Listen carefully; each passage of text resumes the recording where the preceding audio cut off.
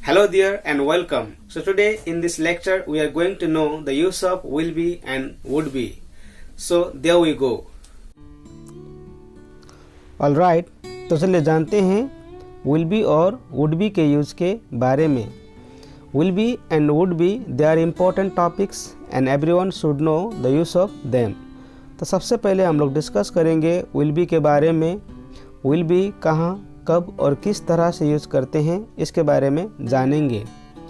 Will be future time के लिए हम लोग विल बी का यूज़ करते हैं, जैसे कि आपका उदाहरण हुआ मैं कल घर पर होऊंगा, तो कल घर पर होऊंगा यहाँ पर फ्यूचर टाइम हम लोग देखते हैं, इसीलिए हम लोग I will be at home tomorrow यहाँ पर बोलते हैं। विल बी का यूज़ हम लोगों ने यहाँ पर किया है, I will be at home tomorrow. Okay, हम लोगों ने यहाँ पर वुड बी का यूज़ नहीं किया है क्योंकि यहाँ पर हम लोग फ्यूचर टाइम को देखते हैं। चलिए नेक्स्ट उदाहरण को देखते हैं। वे लोग तुम्हारे साथ नहीं होंगे, वे लोग तुम्हारे साथ नहीं होंगे, यहाँ पर भी हम लोग फ्यूचर टाइम के बारे में देखते हैं। They will not be with you. चलिए जानते हैं नेक्स्ट एग्जाम्पल से। वह परसों को यहाँ होंगे, परसों को यहाँ होंगे means future time. He will be here day after tomorrow. Okay, तो यहाँ से हम लोगों ने जाना विल बी के यूज़ के बारे में। तो चलिए जानते हैं अब हम लोग वुड बी का यूज़ कहाँ, कब और कैसे करते हैं। वुड बी का यूज़ प्रोबेबिलिटी को दर्शाने के लिए करते हैं।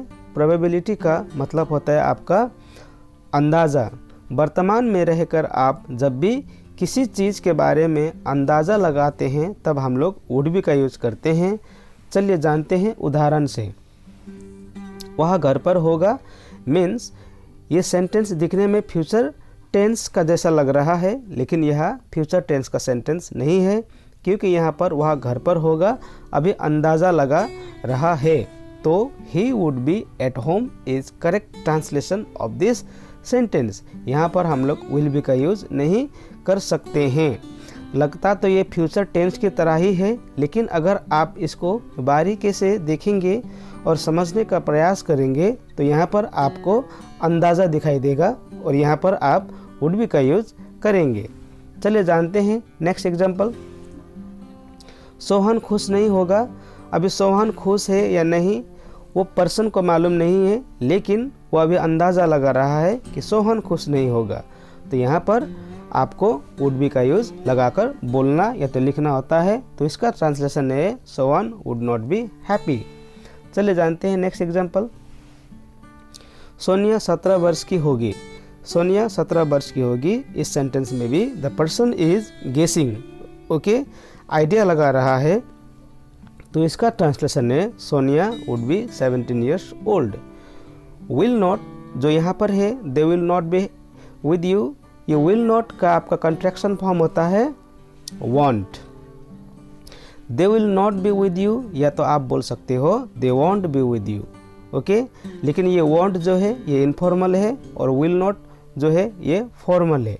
उसी तरह वुड नॉट का भी कंट्रैक्शन फॉर्म होता है, इसको हम लोग बोलते हैं वुडंट। तो हम लोगों ने जाना विल बी और वुड बी लगाकर एक आपका अफर्मेटिव और नेगेटिव सेंटेंस किस तरह से बनाते हैं।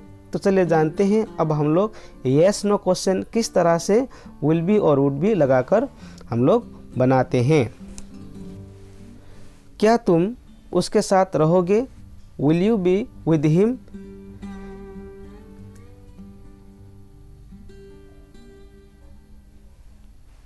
क्या वे लोग खुश होंगे?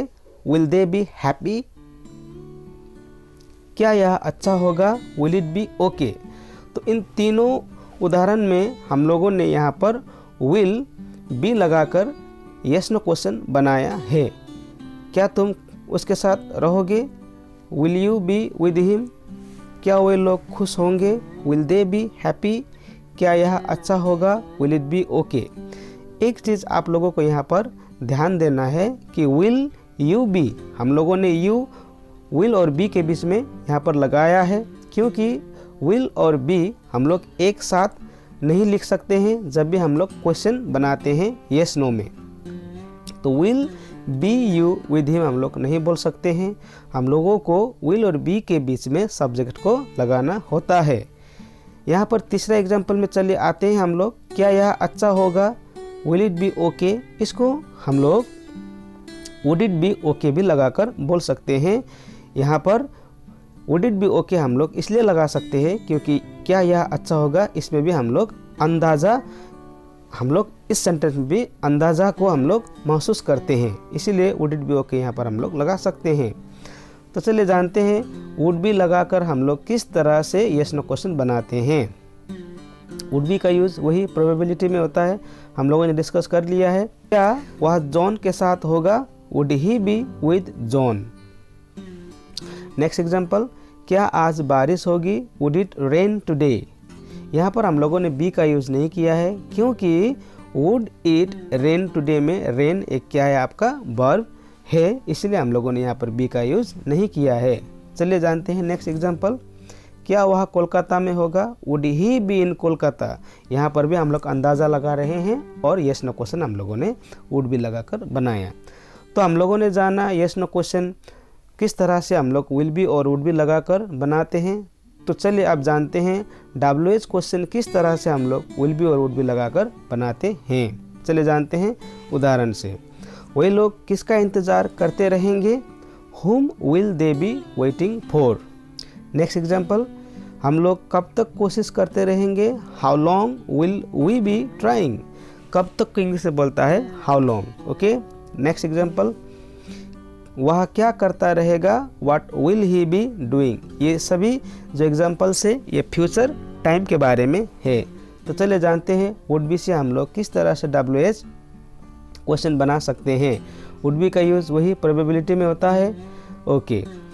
ये हुआ आपका उदाहरण। बेला क्या कर रही होगी, what would Bella be doing. यहाँ पर आप देखिए बेला क्या कर रही होगी, यहाँ पर अभी द पर्सन इज गेसिंग मीन्स अंदाज़ा लगा रहा है। नेक्स्ट एग्जाम्पल, वह कहाँ जा रहा होगा, where would he be going.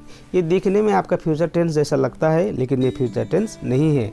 चले जानते हैं नेक्स्ट एग्जाम्पल, वह किसके साथ खेल रहा होगा, at this time also the person is गेसिंग, ओके। इस समय में भी इस सेंटेंस में भी गेसिंग कर रहा है कोई, और यहाँ पर हम लोग क्या लगा कर बोल सकते हैं, वुड बी। तो इसका आपका ट्रांसलेशन है whom would he be playing with।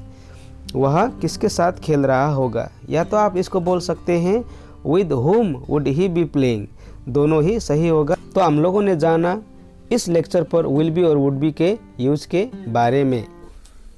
Alright, that's all for today's lecture. See you in another video. Till then, keep learning, practicing, and yes, don't forget to subscribe my channel and press the bell icon so that whenever I upload videos on YouTube, you'll get the notification. Thank you very much.